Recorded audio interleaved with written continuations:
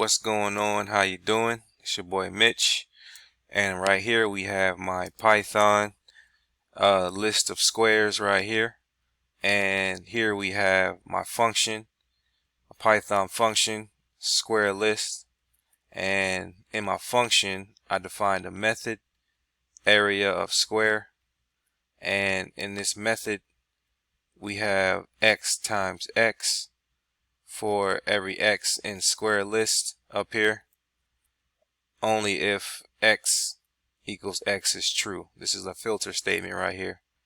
So basically, for every x in this list, it's going to multiply x by x if x equals x. So in this case, we would get 4 times 4, which is 36. That would be the area of our square. Here I have print only squares, which is printing my function here that I've defined in Python, and I have some stuff down here that's commented out because that didn't work.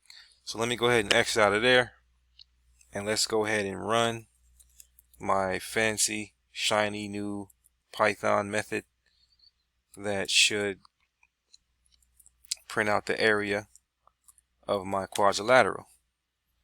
And as we run it, what we see is it printed out a memory location and not what I wanted it to print out, because I don't really know what the heck I'm doing here. But I did attempt it, and I did create a video explaining what's going on to the best of my knowledge, and I want to let you know, thank you for watching my video, and I'll see you on the next one.